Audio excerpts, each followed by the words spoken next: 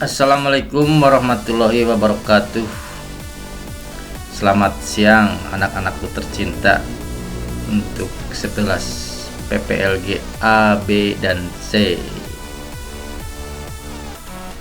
Berikut Bapak ingin mencoba untuk menyampaikan materi, bisa dibilang ini adalah untuk jawaban soal UTS pertemuan minggu kemarin.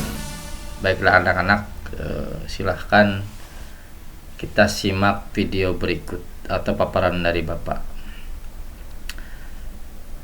Sebelum masuk ke pembahasan, marilah kita bersama-sama untuk membaca basmalah. Bismillahirrahmanirrahim.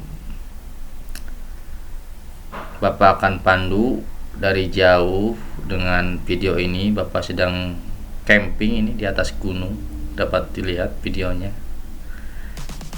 Ini di gunung mana? Gunung Windows 10. Bapak akan cari dulu materinya yang barusan Bapak coba membuat di PowerPoint yang rencananya besok akan dipresentasikan di hari Senin tanggal 11 September 2023 di jam terakhir di kelas 11 PPLGA. Untuk kelas yang lain boleh mencuri start melihat videonya, dan rencananya besok setelah video ini akan ada video part 2 nya, tutorial atau LKPD untuk praktik. Kita praktiknya adalah membuat database pada CMD atau command prompt. Tadi di mana ya? Pertemuan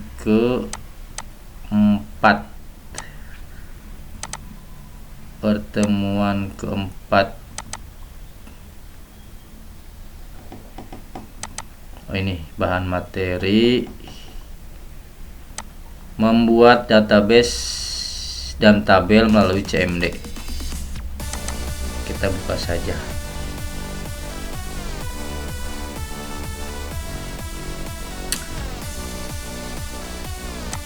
Baiklah anak-anak, inilah judulnya, membuat database dan tabel melalui CMD pada exam server atau exam server. Ada yang membacanya exam, ada juga yang membacanya SAMPP. Boleh yang mana saja. Untuk mata pelajaran basis data, kebetulan Bapak di konsentrasi keahlian ditunjuk atau kebagian materi basis data. Ini merupakan ada bagian beberapa di slide ini yang akan ditayangkan nanti adalah jawaban UTS minggu kemarin atau pertemuan sebelumnya. Ini jawabannya juga belum diperiksa semua. Yang pertama akan kita bahas apa itu basis data atau database. Baiklah, kita bahas dari mulai definisi. Nanti juga ada contoh sedikit. Dan sebelumnya mohon maaf jikalau ada salah ucap atau salah pengertian dari saya pribadi. Ini juga hasil dari browsing atau googling, sebagian ambil dari AI, AI-nya. Basis data atau database adalah kumpulan data terstruktur yang disimpan dalam satu lokasi atau beberapa lokasi terpusat untuk diakses, dikelola, dan diperbaharui secara efisien. Seperti pertemuan pertama pernah kita bahas apa itu basis data dan database dan beberapa contohnya. Bapak nggak apa-apalah kita ulang lagi biar tidak lupa atau selalu diingat. Definisi, dari mulai definisi dulu, nanti kalian bisa baca. Nanti slide ini juga Bapak akan share di Google Classroom di kelas 11 PPLG. Next, lanjut.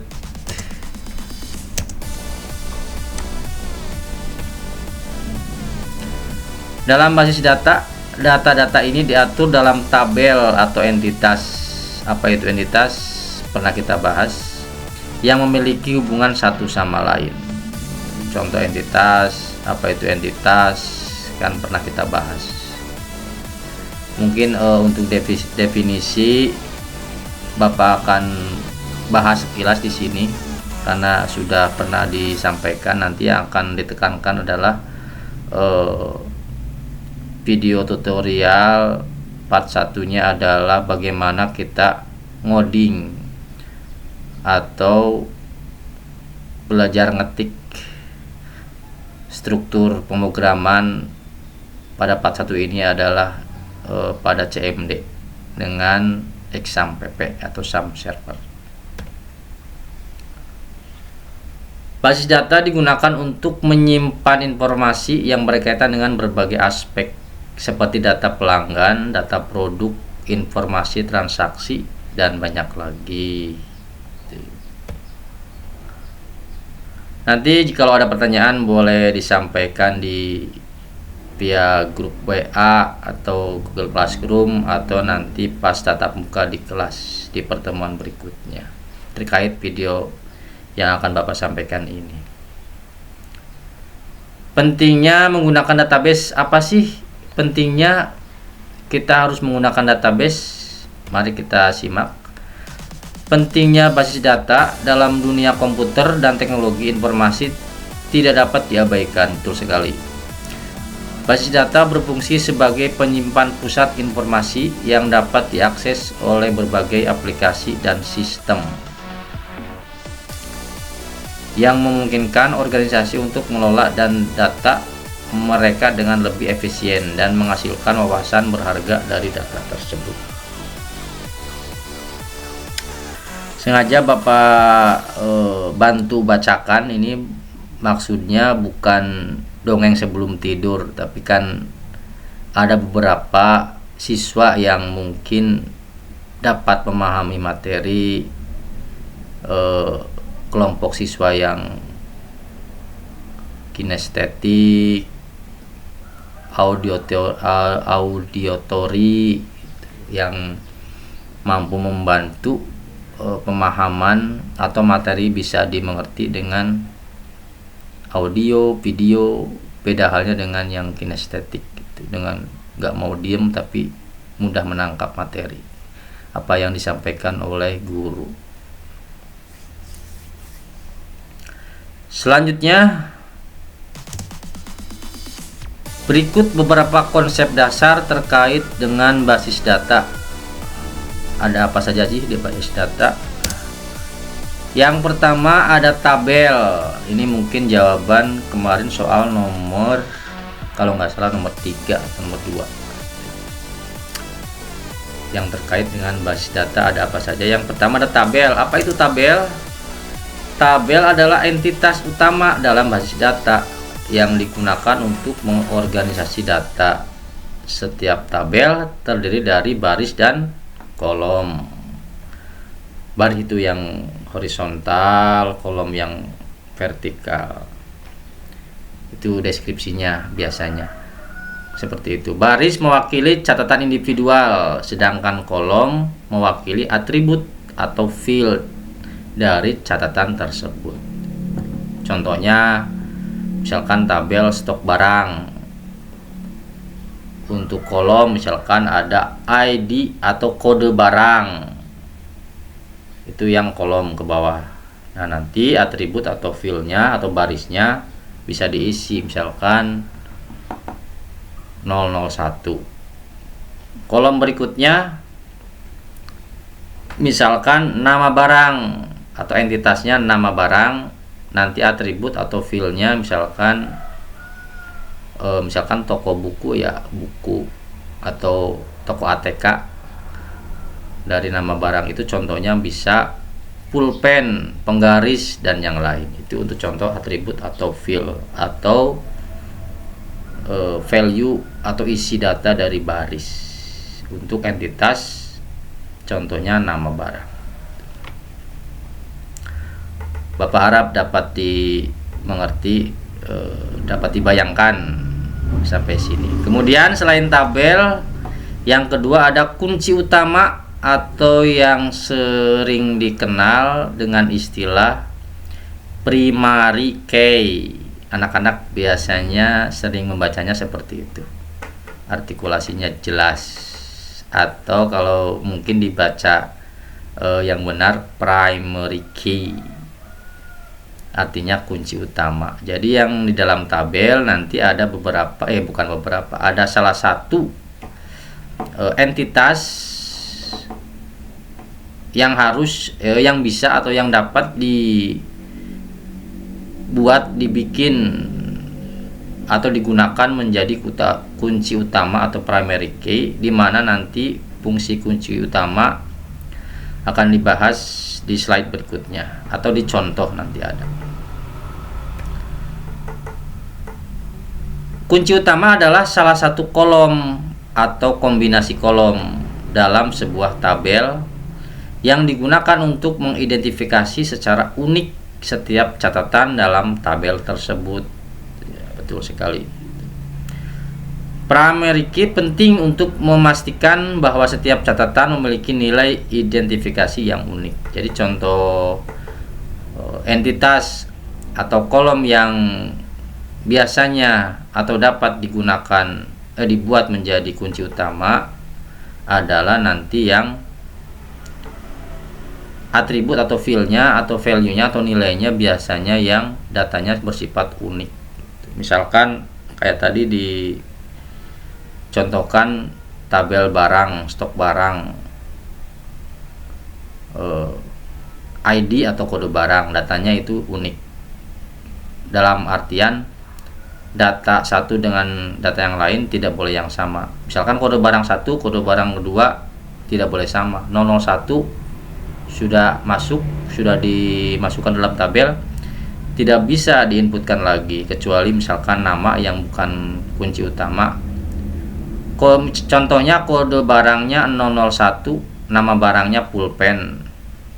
Kode barang yang kedua 002, nama barangnya pulpen lagi. Itu untuk nama barang boleh saja. Tapi untuk kolom atau entitas yang sudah dijadikan kunci utama itu tidak boleh atau harus unik datanya. Contoh yang lain misalkan di tabel siswa yang dapat dijadikan sebagai kunci utama adalah contohnya NIS atau nomor induk siswa, atau boleh saja namanya bukan NIS ya, kita bisa bikin dengan mudah, yang mudah diingat, misalkan ID siswa atau kode siswa, misalkan karyawan kode karyawan atau NIP nomor induk pegawai. Next, selanjutnya berikut masih beberapa konsep dasar yang terkait dengan base data. Selain tadi ada tabel dan kunci utama, yang ketiga itu ada kunci asing atau kunci tamu mungkin yang disebutnya foreign key atau kunci kedua. Mungkin dari tabel lain masuk ke tabel atau digunakan untuk tabel satu dengan tabel yang lainnya nanti berhubungannya nanti relasi istilahnya. Kunci asing adalah kolom dalam sebuah tabel yang berfungsi sebagai referensi ke primary key dalam tabel lain. Ini digunakan untuk membangun hubungan antara tabel-tabel dalam basis data. Mungkin kalau belum dicontohkan atau belum diperlihatkan contoh, membayangkannya mungkin akan sedikit samar-samar, tapi nanti kita sama-sama membuat contoh. Next, selanjutnya yang keempat ada data definition language atau disingkat menjadi DDL. Ada apa saja sih di dalam DDL? Ini yang terkait dalam basis data ya. Ada DDL, nanti ada lagi DML. Yang pertama DDL atau yang keempat, Data Definition Language, sesuai dengan namanya definition.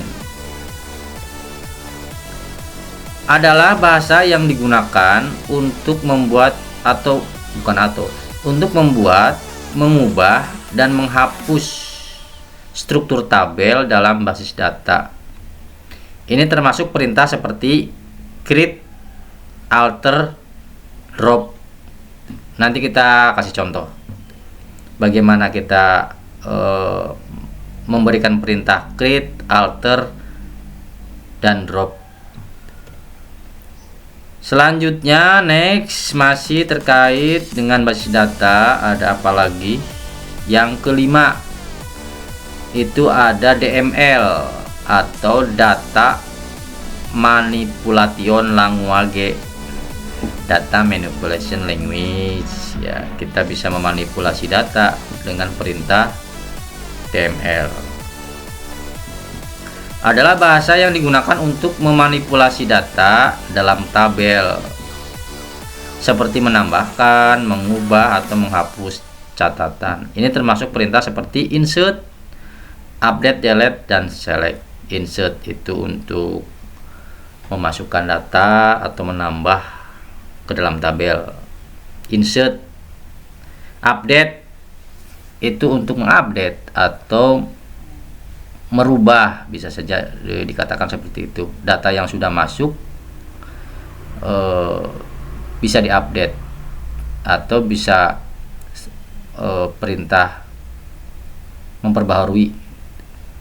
Kemudian perintah delete itu data yang sudah ada dalam tabel bisa dihapus jikalau data yang di dalam tabel sudah tidak digunakan lagi atau memang layak dihapus. Kemudian yang selanjutnya ada select, yaitu untuk menampilkan beberapa data yang sudah berhasil masuk ke dalam tabel, itu dapat ditampilkan atau dilihat atau dipilih dengan perintah select. Boleh satu data atau beberapa data atau sesuai klasifikasinya. Customnya nanti kita kasih contoh beberapa custom dari select.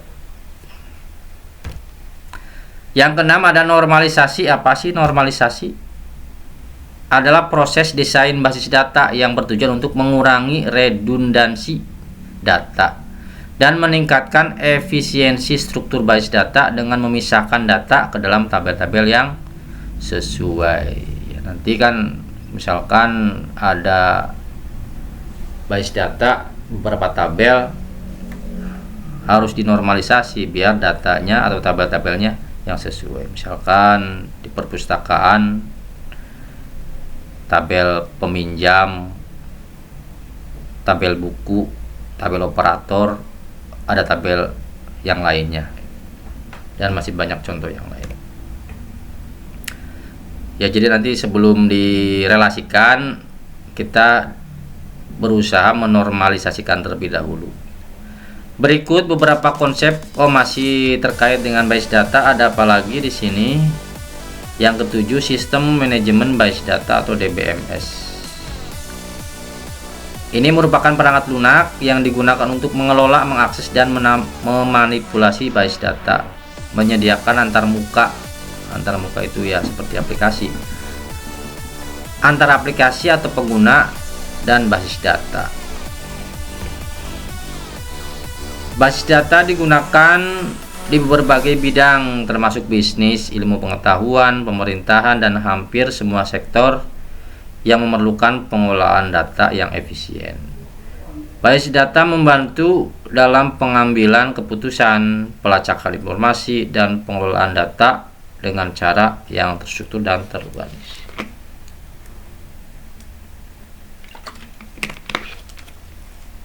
Alhamdulillah. Nah, kita masuk ke perintah SQL untuk membuat database yang nantinya Bapak akan pandu dari mulai pembagian komputer nantinya, misalkan nama A, siswa A duduk di meja komputer nomor berapa, dan selanjutnya nanti akan diberi tanggung jawab bahwasanya komputer nomor berapa tanggung jawabnya siswa A gitu. Jikalau belum ada aplikasi yang akan digunakan, nanti juga ada bimbingan dari guru, silakan diinstal, atau perawatan lainnya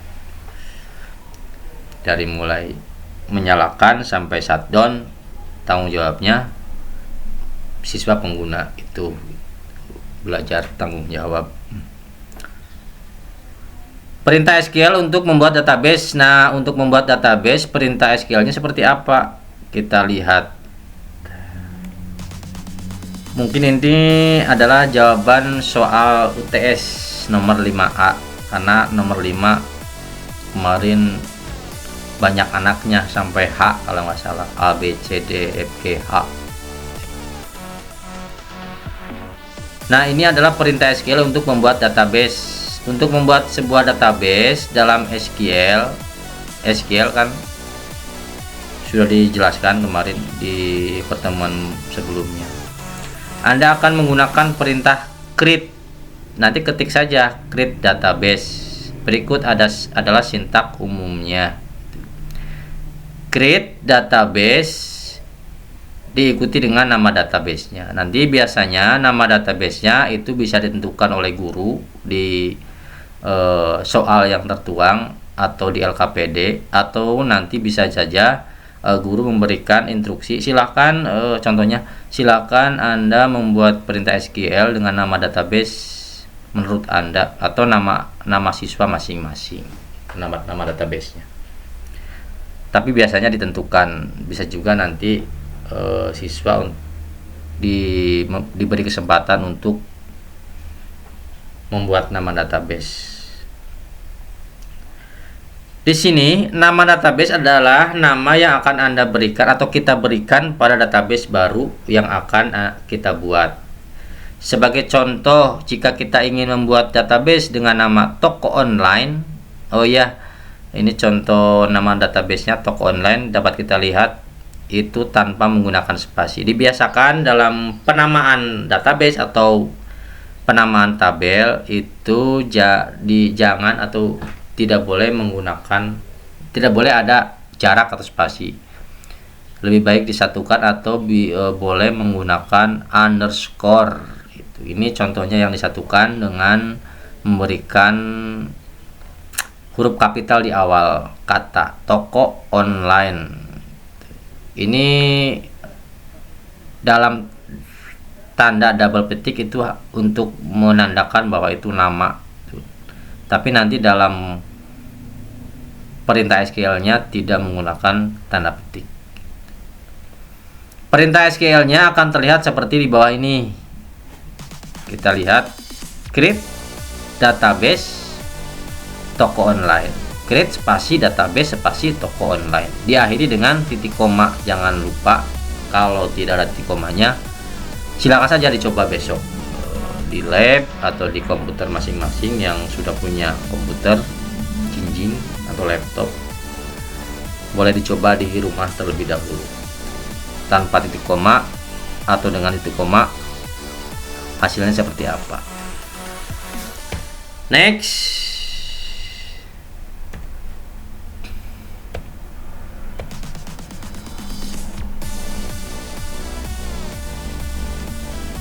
Namun perlu diingat bahwa sintaks di atas mungkin akan berbeda-beda tergantung pada sistem atau DBMS-nya yang akan kita gunakan. Misalnya beberapa DBMS mungkin memiliki opsi tambahan untuk menentukan lokasi penyimpanan atau parameter konfigurasi lainnya. Juga penting untuk diperhatikan bahwa tidak semua pengguna atau aplikasi akan memiliki izin untuk membuat database. Kita mungkin perlu masuk sebagai pengguna yang memiliki hak akses administratif seperti pengguna root atau SA dalam MySQL atau SQL Server untuk menjalankan perintah ini. Setelah kita menjalankan perintah create database baru akan dibuat dan kita akan dapat mulai membuat tabel dan menyimpan data dalam tabel. Jadi kalau database sudah kita buat, create database, selanjutnya adalah kita bisa membuat sebuah atau beberapa tabel di dalamnya. Tidak hanya membuat tabel, tapi kita bisa mengisi data ke dalam tabel dengan DML tadi. Bisa menambahkan, insert, kemudian update, dan menampilkannya. Selanjutnya,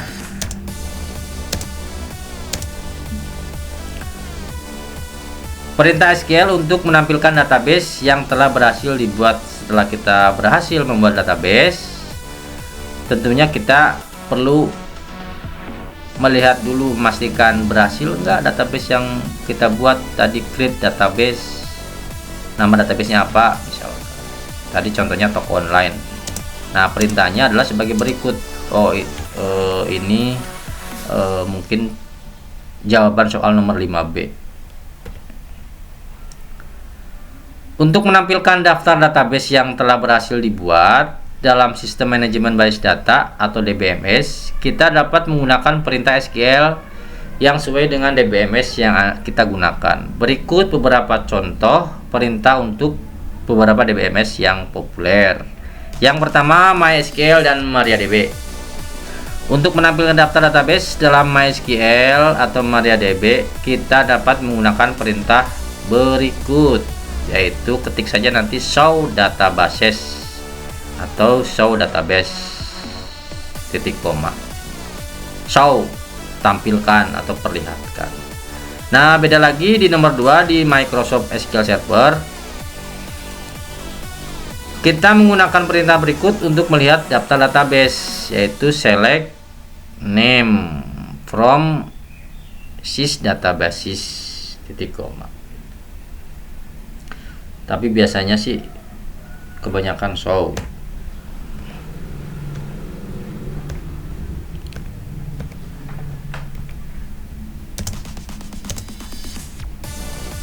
Yang ketiga di PostgreSQL, yaitu select that name from PG database.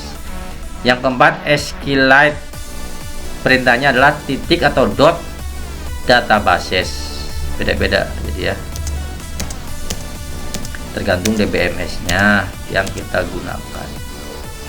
Terbang. Menampilkan database, penting untuk diingat bahwa hak akses pengguna akan mempengaruhi database mana yang dapat mereka lihat atau kita lihat. Sebagai contoh, pengguna mungkin hanya dapat melihat database yang mereka miliki atau database yang memiliki izin akses untuk pengguna tersebut. Sebagai pengguna administratif, di jalan banyak rame telolet, anak-anak lagi marak telolet, itu membahayakan. Next,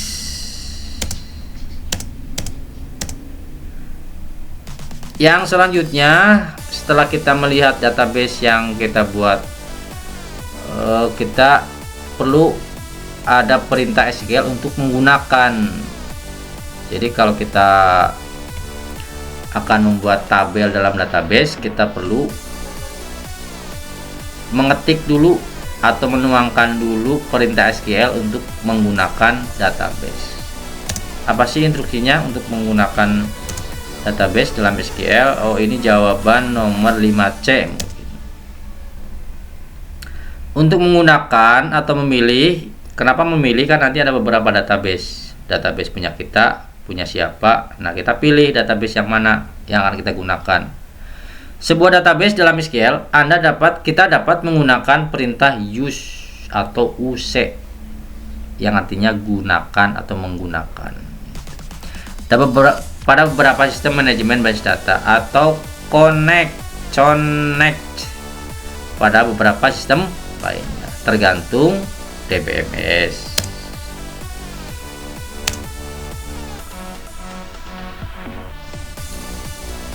Ini biar tidak jenuh saja ya. dalam membaca teks yang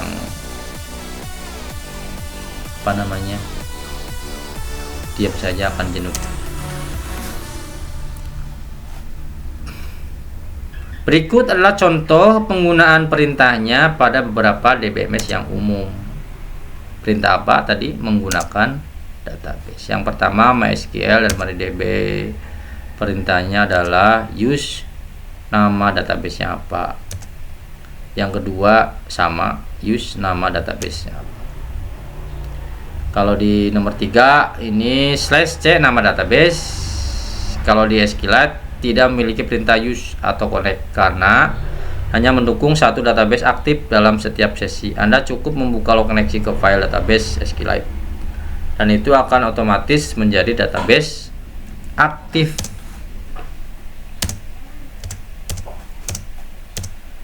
Selanjutnya nomor 5 di Oracle Database kita bisa mengetikkan connect seperti yang kita lihat. Pastikan untuk menggantikan nama database dengan nama sebenarnya. Apa ya database yang kita gunakan, yang kita buat namanya itu strukturnya, kita tinggal mengganti nama.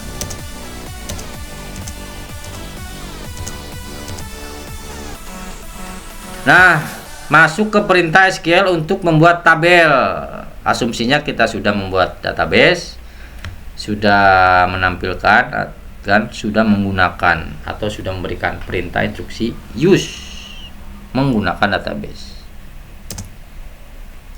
Dan mohon maaf jikalau tidak konsisten, misalkan tadi kita memberikan contoh nama database-nya toko online, kemudian nanti di contoh berikutnya nama database-nya lain.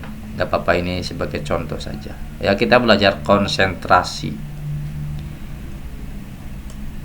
Ngopi dulu.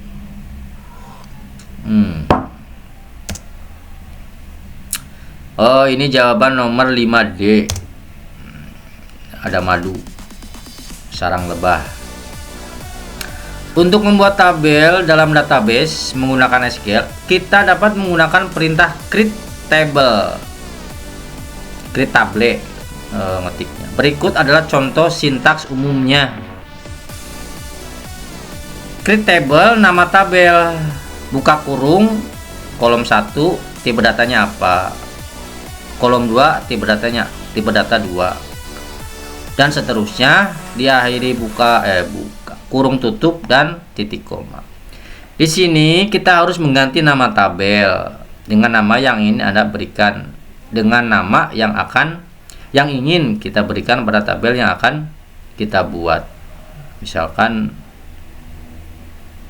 nama tabelnya tadi stok barang, tabel siswa, tabel buku, dan seterusnya. Kemudian kita mendefinisikan kolom-kolom tabel bersama dengan tipe data yang sesuai. Tipe data di pertemuan sebelumnya baru sekilas Bapak bahas, karena asumsinya atau prasyaratnya memang materi tipe data kita sudah kuasai di kelas atau tingkat sebelumnya, tingkat 10.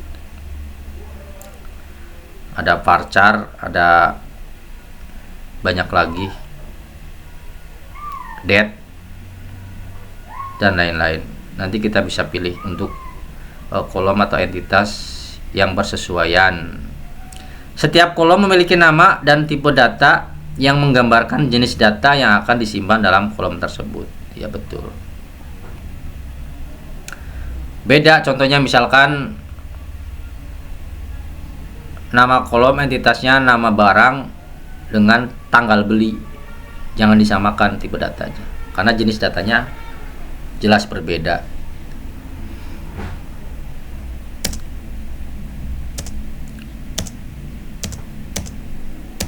Next, selanjutnya ada apa lagi di sini? Berikut adalah contoh praktis untuk membuat tabel sederhana. Dapat kita lihat perintahnya adalah create table, contohnya mahasiswa. Mahasiswa itu contoh nama tabelnya. Kurung buka, tadi di kolom 1 diganti dengan ID. Itu untuk nama entitasnya yang pertama, ID atau ID. Boleh diganti jadi kode. INT itu tipe datanya.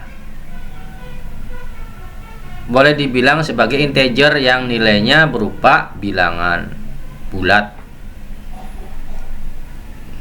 Beda ya antara INT dengan varchar dan det. Nanti ada banyak tipe data. Kalian buka-buka lagi saja nanti atau googling, browsing.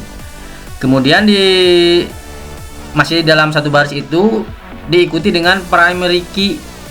Itu menjelaskan atau menunjukkan bahwasanya kolom pertama yang namanya dikasih nama ID dengan tipe data integer itu dijadikan kunci utama dalam tabel mahasiswa.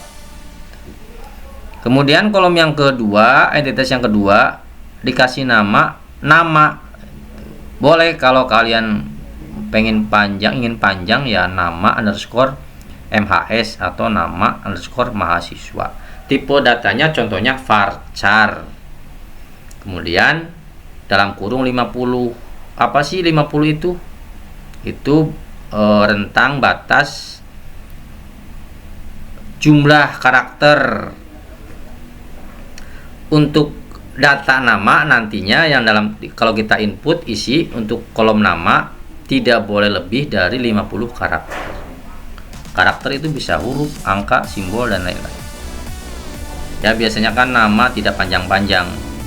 Walaupun panjang biasanya diinput atau disingkat belakangnya, misalkan Ahmad, kan hanya beberapa karakter. Walaupun panjang tidak akan sepanjang 50 biasanya mah. Kolom entitas yang ketiga contohnya jurusan, ya sesuai dengan nama tabelnya kan mahasiswa. Biasanya yang melekat di mahasiswa apa? Nama, selain nama, jurusan, kemudian tanggal lahir. Misalkan kalau kita mau memberi contoh lain ya jenis kelamin, alamat, dan seterusnya. Tidak jauh dari siswa. Dan yang misalnya dikiranya tidak penting melekat pada entitas atau tabel mahasiswa ya jangan dimasukkan. Diakhiri dengan kurung tutup dan titik koma. Ini di samping kanannya adalah penjelasannya. Dalam contoh ini tabel mahasiswa memiliki 4 kolom. Apa saja? ID, nama, jurusan, dan tanggal lahir. Ini sudah Bapak beri warna hijau biar mudah dibedakan antara yang lain dengan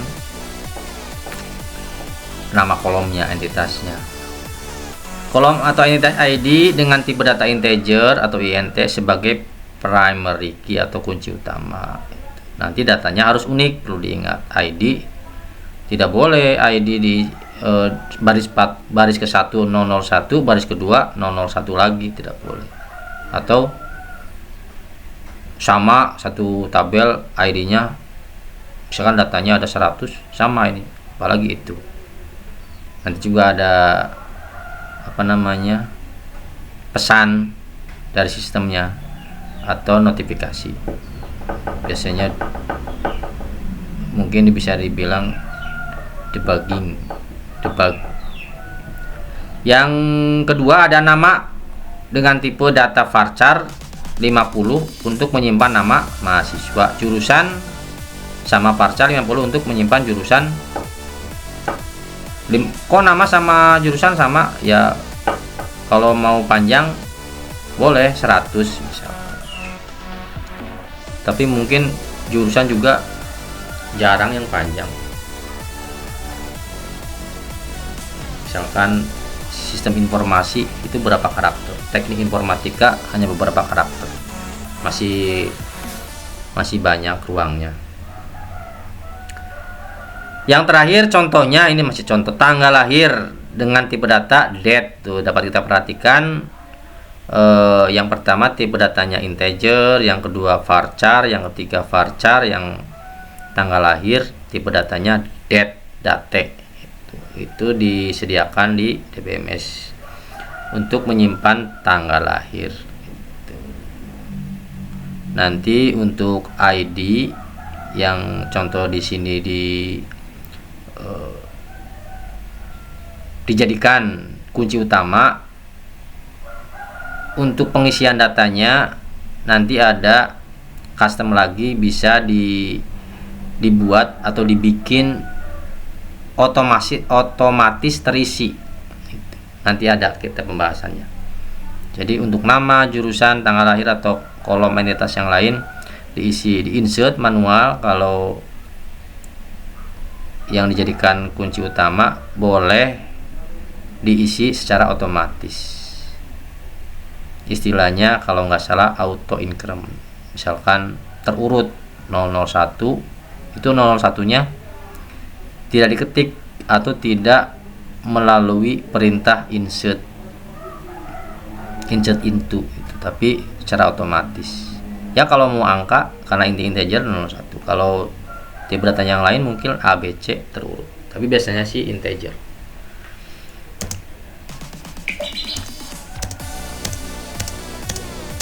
Satu persatu menghilang.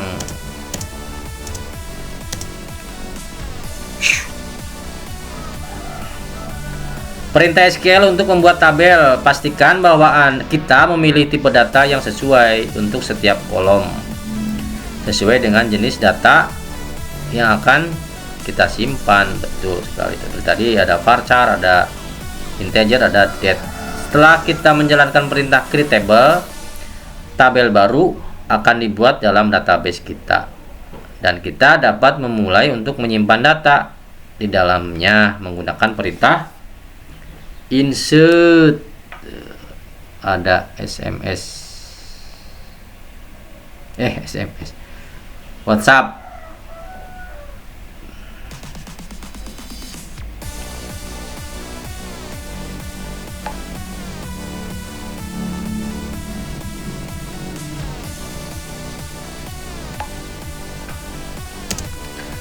Selanjutnya next. Ini kalau nggak salah 31 slide. Nanti di video part 2 Bapak akan praktikkan membuat database dan tabel dan mengisi dan lain-lain. Perintah SQL untuk mengetahui struktur tabel beserta deskripsinya. Nah, setelah kita membuat tabel, perlu kita lihat strukturnya untuk memastikan tidak ada yang keliru atau salah.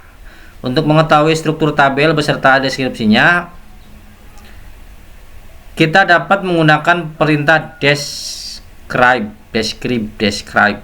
atau desk pada beberapa sistem manajemen base data seperti MySQL, MariaDB, dan beberapa DMS lainnya. Perintah ini akan memberikan informasi tentang nama kolom, tipe data, panjang jika berlaku, dan lainnya.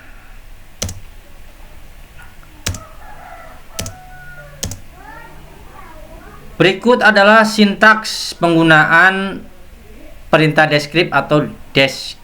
Sintaks itu tulisan ngodingnya atau perintahnya, instruksinya, sintaks istilahnya. Yang pertama, describe nama tabel, atau boleh disingkat menjadi des spasi nama tabelnya apa. Misalkan tadi des siswa, des barang, describe siswa, describe barang, describe buku, dan sebagainya. Misalnya jika kita ingin mengetahui struktur tabel barang, kita dapat menjalankan perintah berikut: describe barang, jangan lupa titik koma. Trung.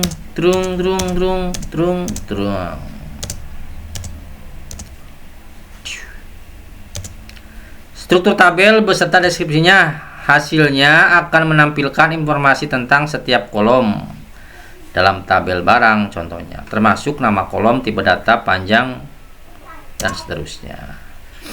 Perlu diingat bahwa perintah ini dapat bervariasi sedikit di antara DBMS yang berbeda, tetapi pada umumnya deskrip atau des digunakan untuk tujuan ini. Jika Anda menggunakan DBMS yang berbeda, kita dapat merujuk pada dokumentasi DBMS tersebut untuk mengetahui perintah yang sesuai.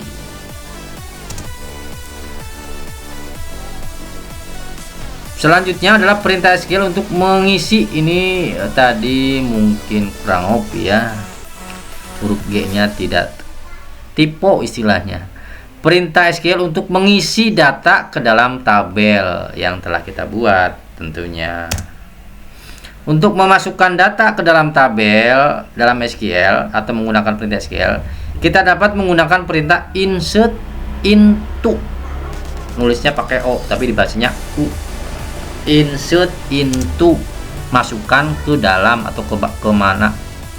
Berikut adalah sintak umumnya. Insert into, nama tabelnya apa diketik, kemudian dituangkan juga kolomnya ada berapa, kolom 1, kolom 2, kolom 3 dan seterusnya. Misalkan ID barang, nama barang, harga barang, stok dan lain-lain. Berurutan. Boleh nggak kalau tidak berurutan? Ya boleh, tapi kan bagusnya terurut.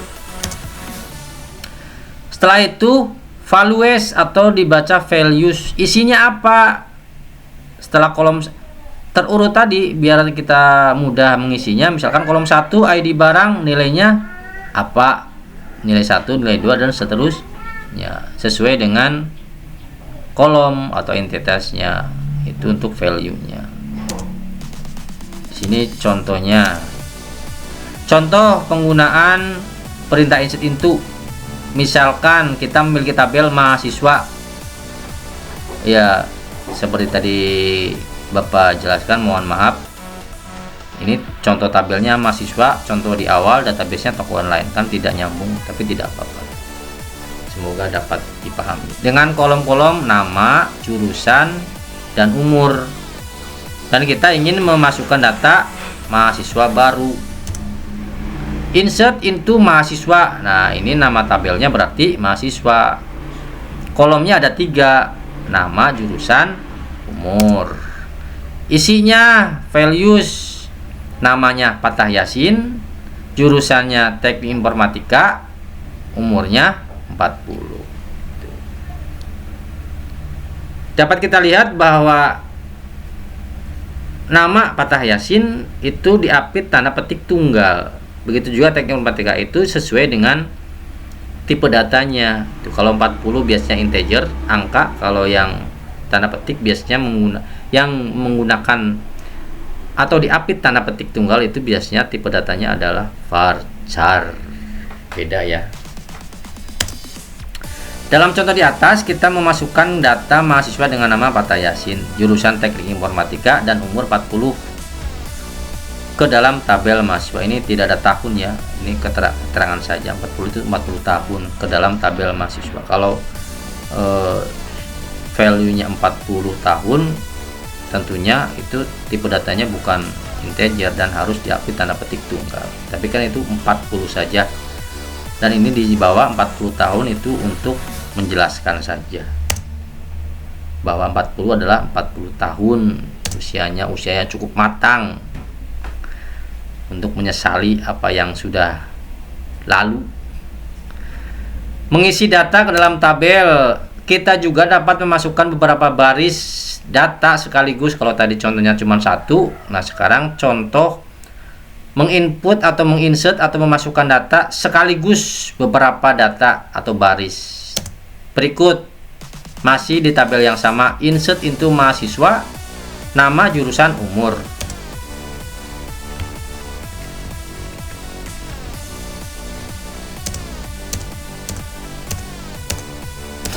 Values Fatah, namanya, manajemen bisnis jurusannya, 22 umurnya, koma. Yang kedua Patih sistem informasi 21. Jadi kata atau instruksi sintak valuesnya tidak usah diketik lagi, dipisahkan dengan koma. Kemudian data yang kedua diketik, data yang ketiga Patuh akuntansi 23. Dan untuk sintak mengisi data yang terakhir itu diakhiri dengan titik koma, beda dengan yang awal dan yang kedua, atau sebelum yang terakhir itu cukup dengan koma saja, dan untuk yang terakhir dapat kita perhatikan dengan menggunakan titik koma. Perintah di atas akan memasukkan 3 mahasiswa sekaligus ke dalam tabel mahasiswa, jangan yang lain. Biasanya ada siswa yang nyontek atau open book, contohnya barang nama tabelnya, pas ujian beda soal itu akan tercontek insert into barang, padahal soalnya harus mahasiswa. Perlu diperhatikan. Pastikan bahwa nilai yang kita masukkan sesuai dengan tipe data yang diharapkan oleh kolom dalam tabel rahasia. Kayak tadi, nama, jurusan, umur kan tipenya berbeda. Perintah SQL untuk melihat isi data dalam tabel. Nah, setelah kita memasukkan data, kita perlu melihatnya. Untuk menampilkan data dari sebuah tabel dalam SQL, kita dapat menggunakan perintah select. Berikut adalah sintak umumnya. Select kolom 1, kolom 2 from dari nama tabelnya apa. Select tampilkan kolom 1, kolom 2 from dari tabel nama tabelnya apa. Di sini kita harus mengganti nama tabel dengan nama tabel yang akan kita tampilkan, dan kolom 1, kolom 2 diganti juga dengan kolom-kolom tertentu yang ingin kita tampilkan. Jika kita ingin menampilkan semua kolom, kita dapat menggunakan tanda asteris atau bintang seperti ini. Select bintang from nama tabelnya apa.